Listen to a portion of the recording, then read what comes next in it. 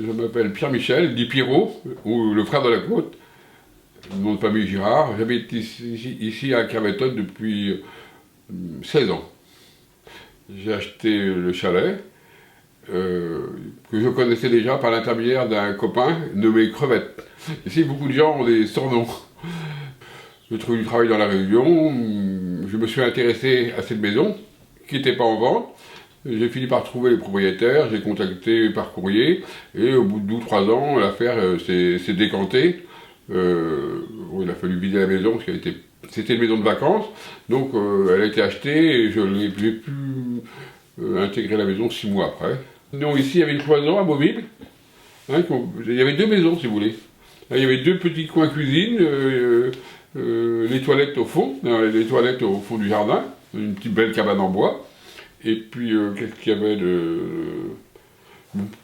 C'était habitable, hein. Moi, au début, j'ai eu 2 copains qui habitaient là, qui n'avaient pas de maison. On a passé 2 hivers, bon, on n'avait pas plus froid que ça, c'était pas isolé. Bon, il faisait, en hiver, 4 degrés le matin quand on se levait. Mais...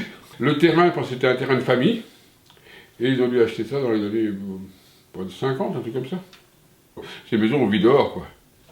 Donc, il y a les chevreuils qui passent là, les sangliers ont fait des trous dans mon jardin.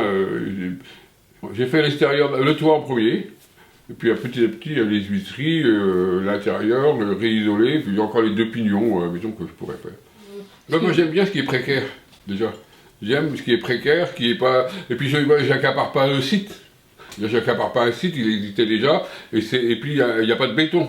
Je ne fais jamais de dalle en béton, donc je n'accapare pas. Le jour, ça sera détruit, ça sera détruit. Pourquoi aller construire des maisons en dur ou aller reconstruire une maison? Il y en a déjà plein qui sont... Ça ne nous appartient pas, le site. Mais bon, des petites maisons comme ça, si, moi je pense que ça pourrait être une solution du malheur. Puis tu peux les empiler, faire du modulable, quoi. Mais ça serait de toute manière, c'est ce qui arrivera. Hein.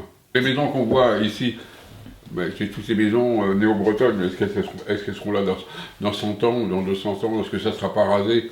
L'habitat dispersé comme nous on l'a connu, c'est la fin.